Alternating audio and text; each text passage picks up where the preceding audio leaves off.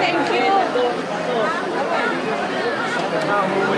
Para na kayo. Yan ang ulam na. Ganda ng presyo mo. Ito ni Jimmy.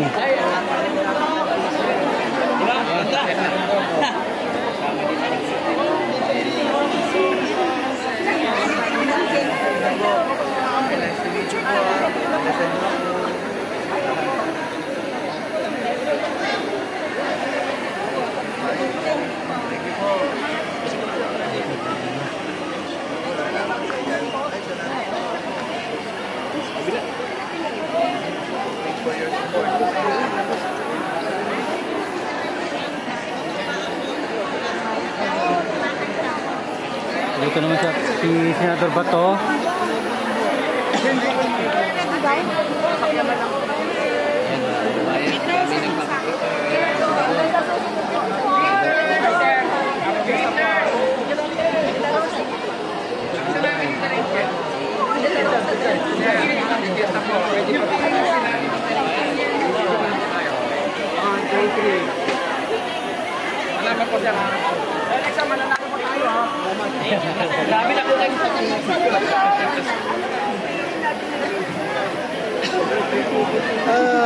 I pray that the Lord God will bless our campaign sorties at He will make everyone safe, malayo sa disgrasya dahil puro biyahe yan.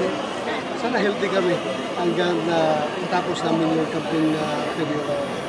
At pinaka-importante, sana papanalunin niya ako. Ang kay Lord, sana panalunin mo ako. After nito, Senator, saan po kayo pupunta? Pupunta po kayo sa proclamation ni Pastor Kibuloy? Yeah, mamaya, no, kay Pastor Kibuloy, pupunta ako. And kay former President Duterte, sasamahan niyo po ba kayo sa campaign? Siguro yung mga malalaking areas lang napupuntahan, ang malaking crowd, sasama siya. Pero not on the campaign dahil mahirap na, medyo edad na, di ba? So, walang yung mga kick-off at saka yung, ano yung tawag doon, yung bago mag-eleksyon, meeting the abanse.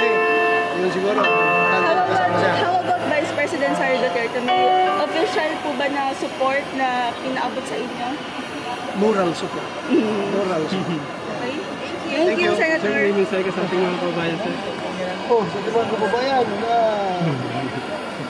first of all, kailangan magsimba muna tayo para lapit na kay Lord bago tayo gumawa ng mga hakbangin sa buhay. Ito ang dapat gawin natin. Sir, okay lang ba tanong kayo na, no? Yung, kasi si Sandro Marcos yung unang problema sa impeachment ni VP. Ano po reaction niya, sir? Well, karapatan niya yun. Congressman siya. He has to decide whatever he wish to do. So, kanya yun. Prerogative niya yun. Being a sitting congressman. So, ito, sir, sa naging mensahe ni VP na God save the Philippines.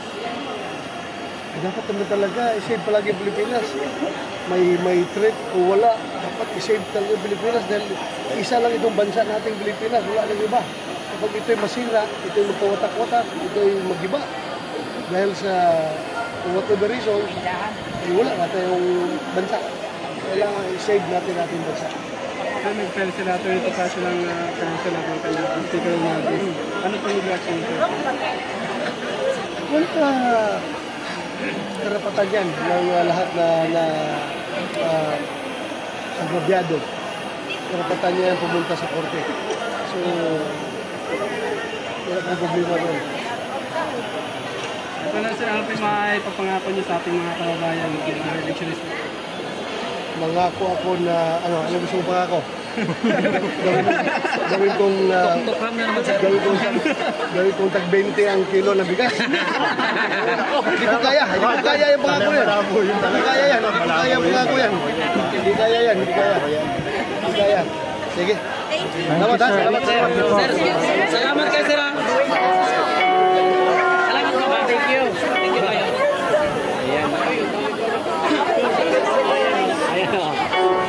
Ayun na. Ayun, dami mga kabayan.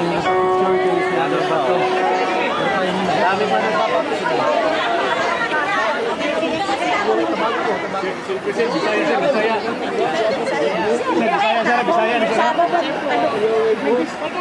Bisaya pa nga.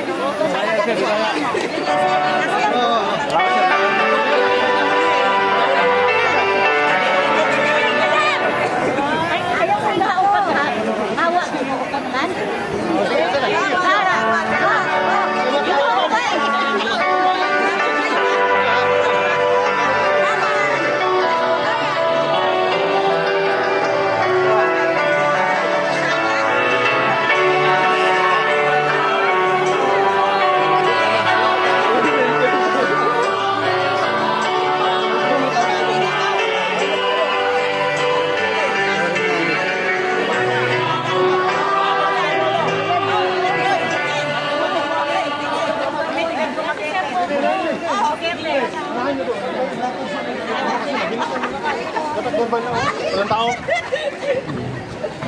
Nai-approve ba si Senador Bato sa inyo, Nay? Oo, boto namin yun.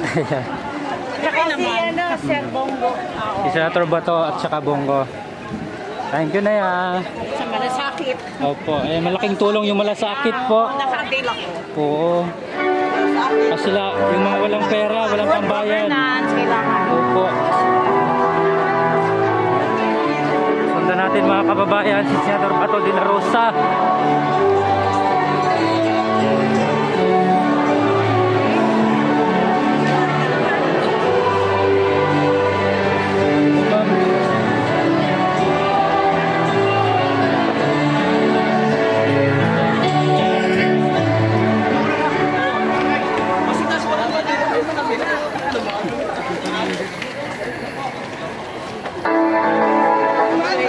Ayun na ayun mga kababayan, si Senador Bato ay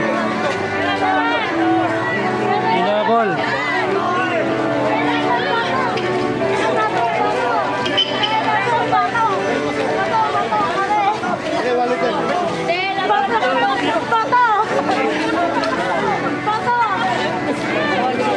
Sinapol ang mga nagtinda ng ano.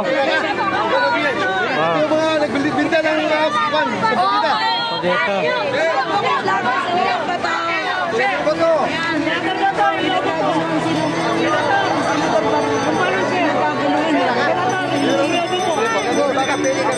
Di ba lang pinuntahan kanina? Pinuntahan kanina mga kababayan, no? Babae, yung sakya kanina. Sakya kasi. Nilapitan na kasi. Senador! Senador! Lobo po, Senator. Senator, ito lobo, Senator. Yan may humingin tulong mga kababayan. Senator, lobo. Senator, lobo. Andyan mo pa. Senator, lobo.